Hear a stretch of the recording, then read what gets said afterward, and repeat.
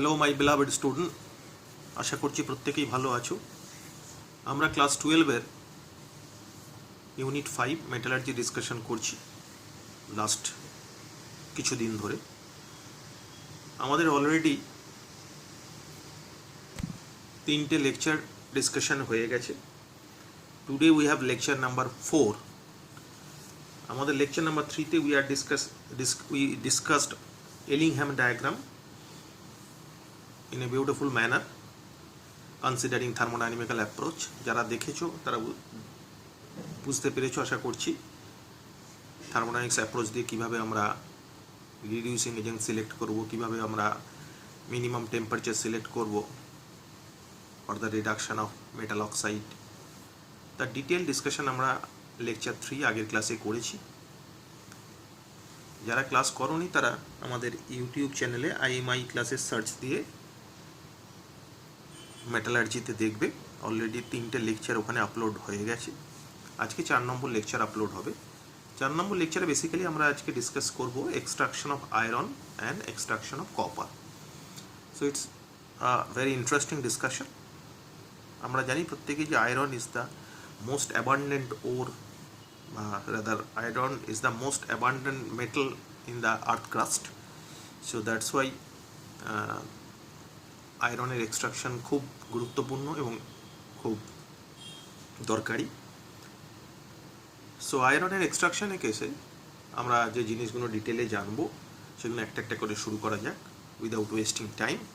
So first we have ওরস of iron. আয়রনের আমাদের কী কী আকরিক আছে সেগুলো আমাদের ফার্স্ট একটু জেনে নিতে হবে। আমি এখানে আয়রনের মেন 4টে ওর লিখেছি। ওরস of iron: first hematite, formula Fe2O3; second siderite, FeCO3; third magnetite, Fe3O4; and the last one iron pyrites, Fe2S। এই 4টে মোটামুটি মেজর ওর অফ আয়রন। আয়রনের মেজর ওরসের মধ্যে এই 4টে পড়ে। তার মধ্যে আমরা হেমাটাইট থেকে আয়রন এক্সট্রাক্ট করব। ডিটেল জানবো, ভিডিওটা শেষ পর্যন্ত দেখবে, তাহলে মোটামুটি আয়রন এবং কপার এক্সট্রাকশনে যা যা question regarding board as well as NEET জেইতে আসবে সেগুলো সব ঠিকঠাকভাবে আনসার করতে পারবে। আমরা board as well as NEET JEE cover করে আমাদের পিডিএফগুলো পড়ছি। তোমাদের পিডিএফগুলো আমি সাপ্লাই করছি। তার সাথে সাথে এই ভিডিও লেকচারটা ভেরি এসেন্সিয়াল, ভালো করে দেখবে। First we are extracting iron from hematite. Hematite থেকে আমরা আয়রন এক্সট্রাক্ট করব। তো কিসে করা হয় প্রসেসটা ব্লাস্ট ফার্নেস নাম্বার, বাংলায় হচ্ছে মারুত চুল্লি, এরকম নামে একটা ফার্নেসে কাজটা করা হয়। আমরা একটু বাদে দেখব ফার্নেসে দেখতে কীরকম ফার্নেসটা, তার ভেতরে কীভাবে অপারেট হয় ব্যাপারগুলো, মেকানিজমটা কী, সেটা ভালো করে দেখব আমরা। তো যাই হোক, আমরা হেমাটাইট থেকে আয়রন এক্সট্রাক্ট করতে গেলে আমরা হেমাটাইটের সাথে যে যে ইনগ্রেডিয়েন্টগুলো মেশাবো সেগুলো কী কী দেখে নিই আগে, এবং সেগুলো কী কী পারপাসে তাতে মেশানো হচ্ছে সেগুলো জানাটা খুব জরুরি। ওকে, সো ফার্স্ট আমরা ব্লাস্ট ফার্নেসে আয়রন এক্সট্রাকশনে এসে হেমাটাইট ওর হিসেবে নেব। তার সাথে নেব কোক। কোক কী কাজে লাগে? কোকের কাজ দুটো। এক হচ্ছে অ্যাজ এ ফুয়েল হিসেবে কাজ করে, দুই হচ্ছে রিডিউসিং এজেন্ট হিসেবে কাজ করে। Actually Coke direct reducing agent হয়ে কাজ করে না, কারণ আগের এলিংহ্যাম ডায়াগ্রামে আমরা দেখেছিলাম যে আয়রন অক্সাইড থেকে আয়রন এক্সট্রাকশনে এসে the most useful reducing agent যে কাজটি করে সেটা হচ্ছে কার্বন মনোক্সাইড। এখন সেই কার্বন মনোক্সাইডের ডেভেলপমেন্টটা কোক থেকে হয়, সেই জন্য আমরা ধরে নিচ্ছি Coke as a reducing agent হিসেবে ইউজ হবে, প্লাস ফুয়েল হিসেবে ইউজ হবে। Number 3 limestone. ফর্মুলা জানো প্রত্যেকেই, ক্যালসিয়াম কার্বনেট লাইমস্টোনের ফর্মুলা। কী হিসেবে ইউজ হয়? ফ্লাক্স। ফ্লাক্সের কনসেপ্ট আমরা আগে দেখেছি যে flux is a compound which is basically use to remove gangue. খনিজ মল দূর করার জন্য বিগালোক বা ফ্লাক্স ব্যবহার করা হয়। And gangue will react with flux to produce a slag তৈরি করে, যার মাধ্যমে ওর মধ্যে যে ইম্পিউরিটিসগুলো থাকে সেগুলো বেরিয়ে যায়। তো সেই কারণে এখানে কোয়েশ্চেন আসতে পারে যে আয়রন এক্সট্রাকশনে ফ্লাক্স হিসেবে কী ইউজ হয়। সো আয়রন এক্সট্রাকশনে বেসিক্যালি যে মেজর ইম্পিউরিটিটা থাকে সেটা হচ্ছে সিলিকা। সিলিকা আমরা জানি অ্যাসিডিক ইন নেচার, সুতরাং সেটাকে রিমুভ করতে হলে we have to use a flux having alkaline in nature. তো সেই কারণে ক্যালসিয়াম কার্বনেট ইউজ করা হচ্ছে। High temperature will dissociate to produce calcium oxide and carbon dioxide. Basically that calcium oxide is act as a flux, এবং সেটা alkaline in nature. সেটা সিলিকের সাথে রিয়াকশন করে আমরা রিয়াকশন দেখবো প্রত্যেকটা, সেটা আমি এখানে জাস্ট বলছি। আমি ক্যালসিয়াম অক্সাইডের সাথে সিলিকা রিয়াকশন করে ক্যালসিয়াম সিলিকেট হয়ে স্ল্যাগ হিসেবে বেরিয়ে যায় সিলিকাটা। Okay, one of the most vital ingredient is hot air. Hot air কেন পাস করানো হয়, তার অনেকগুলো রিজন আছে। রিজন নাম্বার 1, আমার আয়রনের মধ্যে বা আয়রনের ওরের মধ্যে যে ভোলাটাইল ইম্পিউরিটিসগুলো থাকে, সাচ এজ সালফার, আর্সেনিক, সেইগুলো এই হট এয়ার পাস করালে আমাকে বাইরে থেকে কোনো কেমিক্যাল দিতে হয় না। They will escape from that mixture as their oxide. Sulphur থাকলে সালফার ডাইঅক্সাইড, আর্সেনিক থাকলে আর্সেনিয়াস অক্সাইড হিসেবে বেরিয়ে চলে যায়, আমাকে আলাদা কোনো কেমিক্যাল ইউজ করতে হয় না। 2 নম্বর হচ্ছে hot air is use for the good level of combustion. যেহেতু আমার এটা দহন হচ্ছে, সেটা কম্বাশনটা খুব ভালোভাবে হওয়া দরকার, তার জন্য অবভিয়াসলি হট এয়ারটা ইউজ হয়। নাম্বার 3 হচ্ছে হট এয়ার কেন ইউজ হয়, তার কারণ হচ্ছে হট এয়ার ইউজ হয় কারণ আমার হেমাটাইট, যেটার ফর্মুলা Fe2O3, তার মধ্যে কিছু পরিমাণে FeO থাকতে পারে। এখন FeO যদি থাকে তাহলে এই FeOটা আমার যে ইম্পিউরিটি আছে সিলিকা, সেই সিলিকার সাথে রিয়াকশান করে FeSiO3 আয়রন সিলিকেট হয়ে আমার অ্যাজ এ স্ল্যাগ হিসেবে বেরিয়ে চলে যাবে। তার ফলে আমার অনেক অ্যামাউন্টে আয়রন লস হবে। তো সেই কারণে সেই লসটাকে বন্ধ করার জন্য এই হট এয়ার একটা গুরুত্বপূর্ণ কাজ করে। কি করে, এই হট এয়ারটা পাস করালে যেটা হয় যে FeOটা আয়রনের ওর যে হেমাটাইটের মধ্যে Fe2O3 মধ্যে কিছু পরিমাণ FeO, যদিও খুব কম FeO থাকে, সেই FeOটা হট এয়ারের প্রেজেন্সে অক্সিডাইজ হয়ে Fe2O3 তৈরি করে দেয়। তার ফলে Fe2O3 তৈরি করে গেলে Fe2O3 আর সিলিকার সাথে কোনো রিয়াকশন করে না, তার ফলে আয়রনের লসটা বন্ধ হয়ে যায়।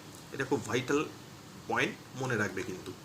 And the last point for using hot air, that is hot air pass করালে যে আমার ওরটা আছে, সেই ওরটার মধ্যে যখন হট এয়ার যায় ওরটাকে পোরাস করে দেয়, মানে ছিদ্র ছিদ্র ছোটো ছোটো ছোটো ছোটো ফুটো করে দেয়। তার মধ্যে হট এয়ার যদি তার মধ্যে কারো কিছু মধ্যে দিয়ে যায়, সেটা ছোটো ছোটো ফুটো হয়ে যায়। এতে সুবিধা কী হয়, পোরাস হয়ে যায় ওরটা।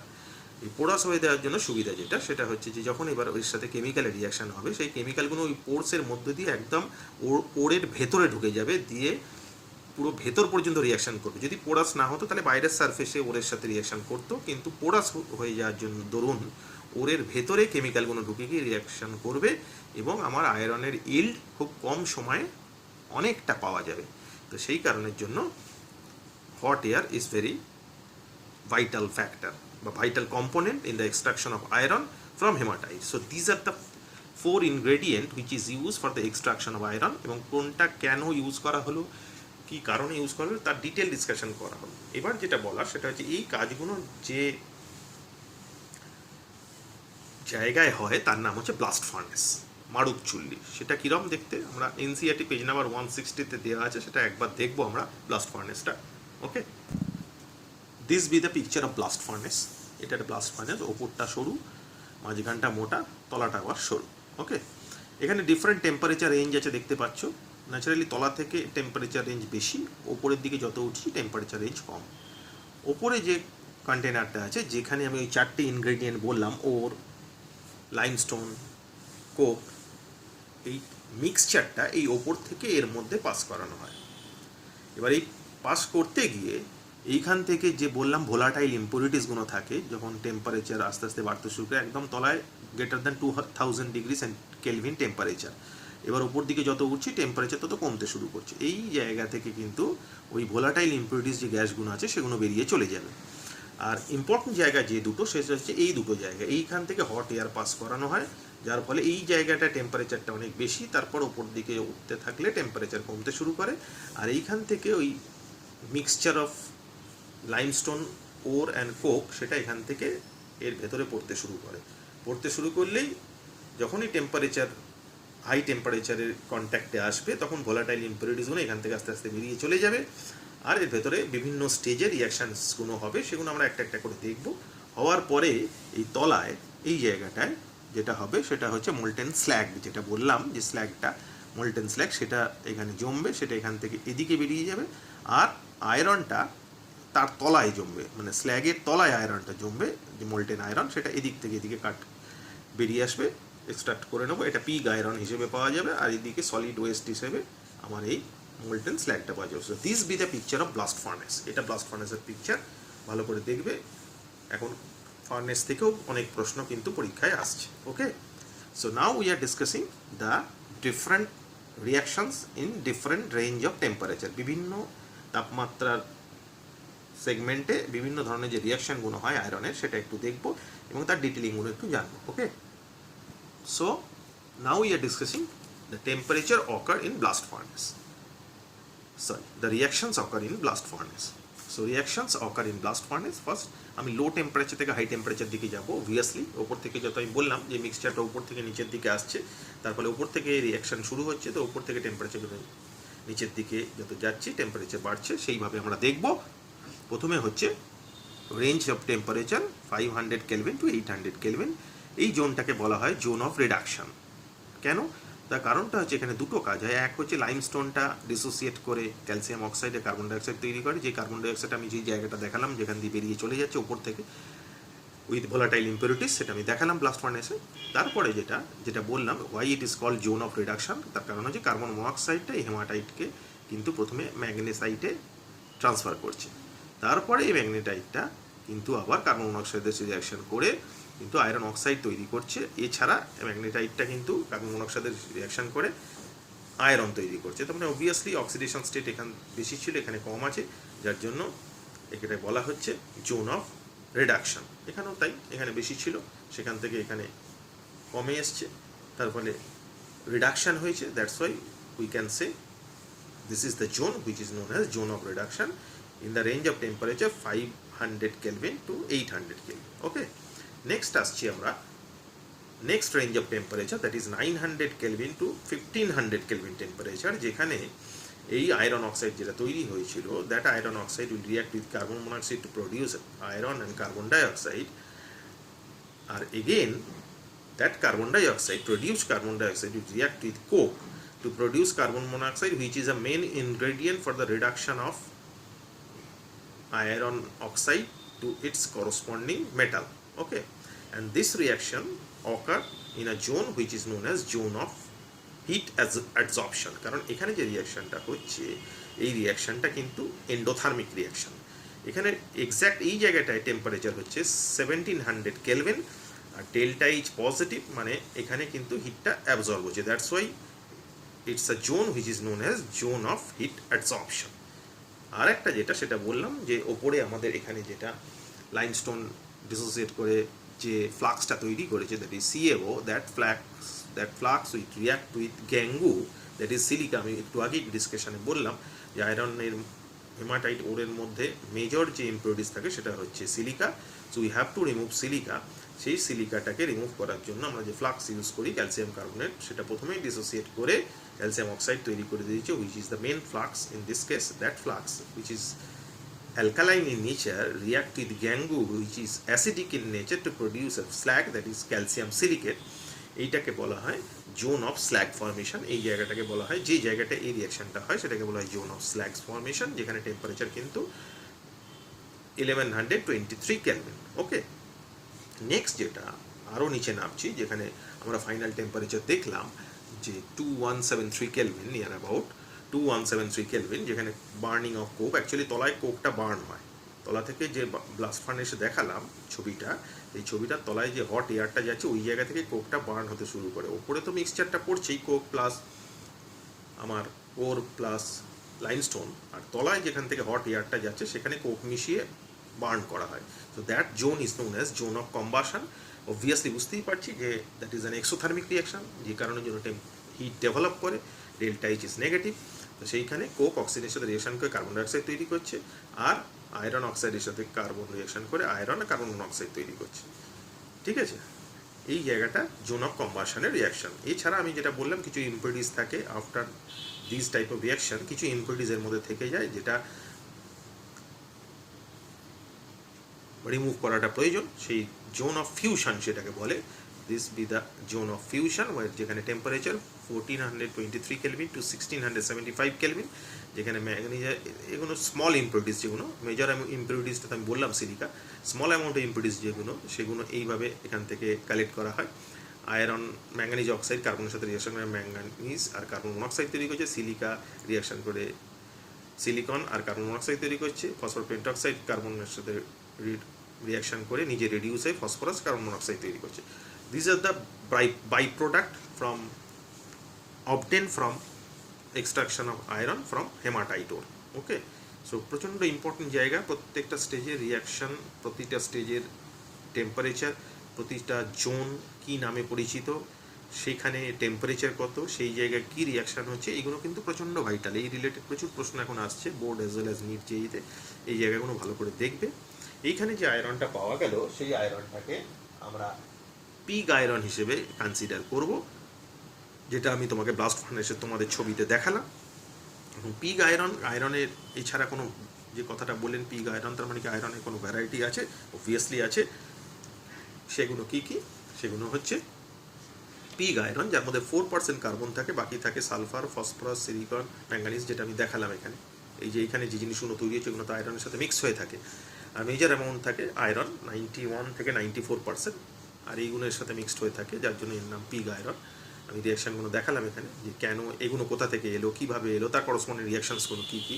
আমি আগেও বলেছি যে এগুলো কিন্তু খুব স্মল অ্যামাউন্টে থাকে, সেটাই এখানে লেখা আছে। এগুলো খুব স্মল অ্যামাউন্টে থাকে। মেজর অ্যামাউন্ট থাকে আয়রন 91 থেকে 94%, আর 4% কার্বন থাকে। ওকে, এছাড়া আয়রনের অন্যান্য ভ্যারাইটির মধ্যে কাস্ট আয়রন আছে, যার মধ্যে 3% কার্বন থাকে, আর আয়রন থাকে যেখানে এই কাস্ট আয়রনটা এক্সট্রিমলি হার্ড অ্যান্ড ব্রিটল, মানে প্রচণ্ড শক্ত এবং ভঙ্গুর টাইপের হয় কাস্ট আয়রনটা। এছাড়া রট আয়রনের মধ্যে কার্বনের পার্সেন্টেজ 0.05 থেকে 0.25% কার্বন। বেসিক্যালি কার্বনের পার্সেন্টেজগুলো ইম্পর্টেন্ট কেন? কারণ বোর্ডের পরীক্ষা অ্যাজ ওয়েল নিটের পরীক্ষা বহুবার, নিট জেইর পরীক্ষায় বহুবার কোয়েশ্চেন এসছে যে আয়রনের যে আমি কম্পাউন্ডগুলো এখানে ডিসকাস করছি, সেগুলো কার্বনের পার্সেন্টেজ অনুযায়ী অ্যাসেন্ডিং বা ডিসেন্ডিং অর্ডারে সাজাও, অথবা কোনো একটা আয়রন দিয়ে কাস্ট আয়রনের মধ্যে কার্বনের পার্সেন্টেজ কত, 1%, 2%, 3%, 4%, এইভাবেও কোয়েশ্চেন আসে, মানে বহুবার এসেছে কিন্তু, very very crucial and important. তো রট আয়রনের মধ্যে কার্বনের পার্সেন্টেজ 0.05 to 0.25%, এছাড়া manganese 0.1%, sulphur 0.1%, phosphorus 0.2%, silicon 0.2%, and 99 থেকে 99.8% iron, major amount of iron কিন্তু রট আয়রনে আছে। এছাড়া কার্বন স্টিল আর একটা আছে, সেটার মধ্যে কার্বন থাকে 1.3%, ম্যাঙ্গানিজ 1%, 0.06% সালফার, 0.1% ফসফরাস, 0.5% সিলিকন, আর আয়রনের পার্সেন্টেজ 98.1 থেকে 99.5% কিন্তু আয়রন থাকে। তার মানে মেজর অ্যামাউন্টে এই যে যা ডিসকাশন আমরা এখানে দেখলাম, তাতে আমরা বলতে পারি যে মেজর অ্যামাউন্টের আয়রন কিন্তু রট আয়রনে থাকে। এছাড়া অন্যান্য ইনগ্রেডিয়েন্টগুলো ভালো করে জানতে হবে। আর আমি বললাম যে কার্বন রিলেটেড কী প্রশ্ন কোন কোন পরীক্ষায় কীভাবে এসেছে তার ডিসকাশনটা করলাম। So this is all about the extraction of iron from haematite by using blast furnace. তো তোমাদের যেটা করতে হবে, প্রতিটা জায়গার টেম্পারেচার, প্রতিটা রিয়াকশান জোন, সেই রিয়াকশান জোনে যে রিয়াকশানগুলো হচ্ছে সেগুলো প্রত্যেকটার ইকুয়েশন কিন্তু ভালো করে রেডি করতে হবে। এই জায়গা থেকেই সব থেকে বেশি প্রশ্ন এসেছে কিন্তু আয়রন থেকে, যদি কোনো প্রশ্ন এসে থাকে, সেজন্য বি কেয়ারফুল অ্যাবাউট দ্যাট। এরপর আমরা পড়ব যেটা, সেটা হচ্ছে extraction of copper. Okay, so now we are discussing the extraction of copper. So first we have to concentrate what are the ores of copper. কপারের ওর্সগুলো কী কী সেগুলো একটু জেনে নেবো আগে। যেরকম আয়রন এটা জানলাম, কপারের ওর্স অফ কপারের মধ্যে পড়ছে কপার পাইরাইট CuFeS2, এছাড়া চ্যালকোসাইট Cu2S, কোভেলাইট CuS, আর বোরনাইট ফর্মুলা 2Cu2S.Cus.Fes। তো এই মোটামুটি these are the major ores of copper. তো we are extracting copper from copper pyrites. Copper pyrite থেকে আমরা কপার এক্সট্রাক্ট করব। তার ডিটেলগুলো একটু, যেভাবে আয়রনগুলো ইন ডিটেলে জানলাম, সেখানে সব রিয়াকশানসগুলোও জানলাম, তাদের জোনগুলোও জানলাম। এখানে ঠিক একইভাবে পুরো ডিটেলটা জানবো, যাতে আমাদের কোনো ধরনের কোনো পরীক্ষায় কোনো কোয়েশ্চেন আনসার না করতে পারি, এরম যেন না হয়। ওকে, পুরো ভিডিওটা ভালো করে ফলো করবে, তাহলে ডিটেল ডিসকাশনটা ভালো করে বুঝতে পারবে। এছাড়া আমি তো লাইভ ডাউট ক্লিয়ারিং ক্লাসেস রাখছি, যারা MCQগুলো তোমাদের আপলোড করব, যেগুলো দেখবে, যেগুলো দেখে আমরা একটা লাইভ ডাউট ক্লিয়ারিং ক্লাসেস সেই MCQ যেগুলো আপলোড করেছি তার ডিসকাশনের একটা দিন রাখবো, যেখানে আমরা MCQগুলো আনসার কিগুলো বা সলিউশনগুলো ডিসকাশন করব। Okay, so now we are interested about the extraction of iron from iron pyrite. So extraction of copper, ওটা আয়রন বললাম, ওটা কপার হয়েছে। তো extraction of copper from copper pyrite.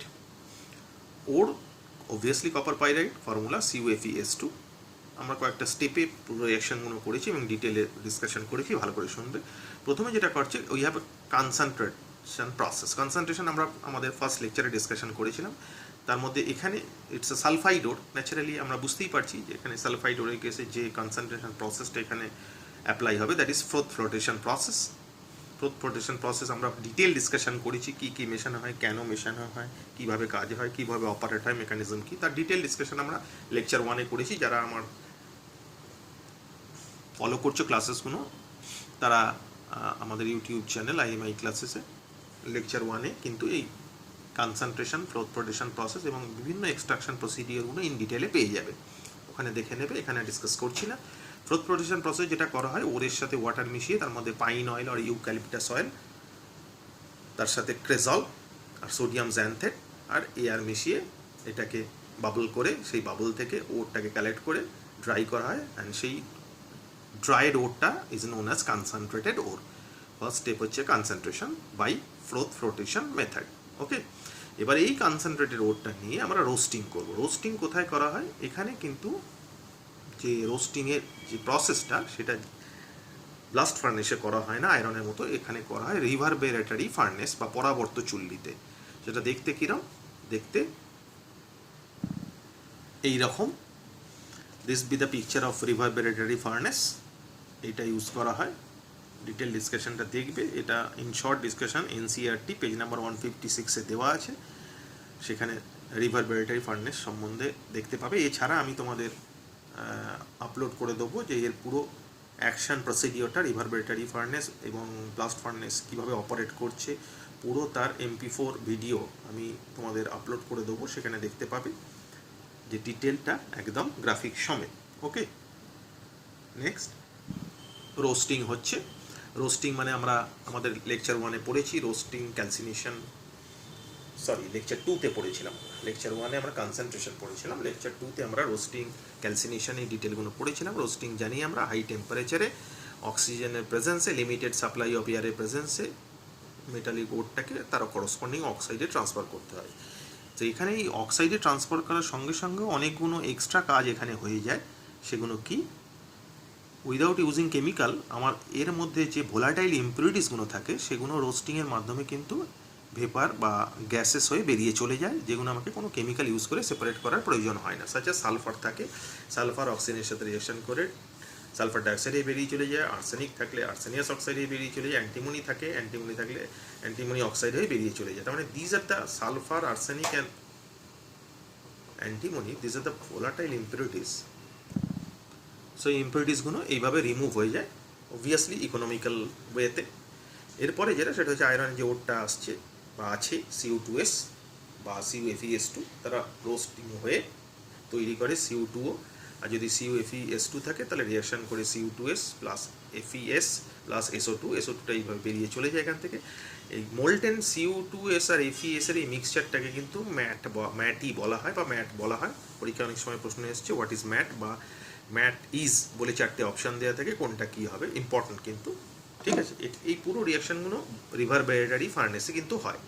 এরপরে যেটা স্টেপ 3, সেই স্টেপ 3টার কেসে রিয়াকশান কিন্তু হয় ব্লাস্ট ফার্নেসে, the process is known as smelting. সেখানে কি করা হয়? এই রোস্টেড ওরটা নিয়ে রোস্টেড ওর ইজ স্মেল্টেড, মানে রোস্টেড ওরটাকে নিয়ে স্মেল্টিং করা হয়। কীভাবে? এই যে রোস্টেড ওরের মধ্যে যে FeSটা পাওয়া গেল সেটা অক্সিজেনের সাথে রিয়াকশন করে FeO প্লাস SO2 তৈরি করছে। এই FeOটা অ্যাকচুয়ালি কী হচ্ছে, আমরা কপারটা এক্সট্রাক্ট করছি যেখানে আয়রনটা অ্যাজ এ ইম্পিউরিটিস হিসেবে আছে এবং সেটা মেজর অ্যামাউন্টে ইম্পিউরিটিস হিসেবেই থাকে। অবভিয়াসলি মেজর অ্যামাউন্টে যেহেতু ইম্পিউরিটিস হিসেবে সেটাকে থাকে এবং সেটাকে আমি কিন্তু ওই ভোলাটাইল ইম্পিউরিটি হিসেবে রিমুভ করতে পারবো না, that's why we can consider that impurity as gang. তাহলে আমরা আয়রনের ওই পার্টটাকে আমরা গ্যাং হিসেবে চিন্তা করতে পারি এবং সেটাকে এই ডিফারেন্ট প্রসিডিওর যেভাবে আমরা দেখলাম আফটার রোস্টিং, ওটা আয়রনটা FeO-তে বা FeS-এ কনভার্ট হয়ে গেছে, সেই FeS-টাকে আমরা স্মেল্টিং করে প্রথমে আগে ওটাকে আয়রন অক্সাইডে ট্রান্সফার করব FeO। কেন? কারণ আয়রন অক্সাইডটাকে রিমুভ করাটা সোজা বাই অ্যাপ্লাইং সিলিকা। তো সেই কারণে iron oxide is a gang যার মধ্যে ফ্লাক্স সিলিকা মিশিয়ে as a slug FeSiO3 iron silicate হিসেবে বেরিয়ে চলে যায়। এইভাবে আয়রনটাকে রিমুভ করা হয় তাহলে পরীক্ষায় কোয়েশ্চেন আসতে পারে যে কপার পাইরাইটে কপার এক্সট্রাকশনে গেছে গ্যাংটা কে, সেক্ষেত্রে খেয়াল রাখতে হবে সেটা কিন্তু এফইও বা আয়রন অক্সাইড, এটা যেন মাথায় থাকে। ওকে, এরপরে যেটা স্টেপ 4-এ আসবো, স্টেপ 4 হচ্ছে the process is known as bessemerization, যেটা করা হয় ইন এ বেসেমার কনভার্টার। বেসেমার কনভার্টারের মধ্যে সেটা করা হয়। কাজটা কি অ্যাকচুয়ালি এখানে কনভার্টারের মধ্যে কি হয়, এই converter is line with magnesium carbonate, মানে এই কনভার্টারের ভেতরে একটা লাইম এবং ম্যাগনেসিয়াম কার্বনেট মিক্সচারে একটা প্লেটিং করা থাকে, যে প্লেটিংটা কনভার্টারটাকে ভেতর দিকে প্লেট করা থাকে, যেটা হিট অ্যাবজর্ব করে। ওকে, এবার এই যে মোল্টেন ম্যাটি পেলাম, molten matte plus sand plus air, এই তিনটে নিয়ে এবার রিয়াকশান হচ্ছে। দেখো এফইএস অক্সিজেনের সাথে রিয়াকশান এফইও প্লাস সালফার ডাইঅক্সাইড তৈরি হয়েছে, যেটা আয়রন সিলিকেট হয়ে বেরিয়ে চলে গেছে। এছাড়া আর একটা ইম্পর্টেন্ট জায়গা যেটা, সেটা হচ্ছে এইখানে কিন্তু যে রিডাকশান প্রসিডিওরটা ইউজ করা হয়, সেখানে কিন্তু আমরা যদি এলিংহ্যাম ডায়াগ্রামটা দেখি তাহলে কিন্তু দেখব যে কপার সালফাইডের যে কার্ভটা সেটা কিন্তু অনেক ওপরে, এবং সেটা কিন্তু কোনো রিডিউসিং এজেন্ট দিয়ে সেইভাবে রিডিউস করা সম্ভব নয়। সেই কারণের জন্য এখানে যে রিডাকশান প্রসিডিওরটা ইউজ হয় that is known as self reduction process. কীরকম, এই যে CO2Sটা, সেই CO2Sটা অক্সিজেনের সাথে রিয়াকশান করে CO2 তৈরি করেছে প্লাস সালফার ডাইঅক্সাইড বেরিয়ে চলে যাচ্ছে। এই CO2টা আবার CO2S এর সাথে রিয়াকশান করে কিন্তু কপার তৈরি করবে। ভালো করে লক্ষ্য করে দেখবে যে এখানে কপার বা এখানে কপার কিন্তু প্লাস অক্সিডেশন স্টেটে ছিল, সেখান থেকে জিরোতে গেছে, মানে রিডাকশান হয়েছে। বাইরে থেকে কোনো রিডিউসিং এজেন্ট কিন্তু আমি ইউজ করলাম না, রিয়াকশানের ফলে যেটা তৈরি হলো that will act as A reducing agent. That's why the process is known as self reduction process, যেখানে সেলফ রিডিউস হয়ে কপার তৈরি হলো। এই কপারটার এক্সট্রাকশনের যে reduction process that is known as self reduction process.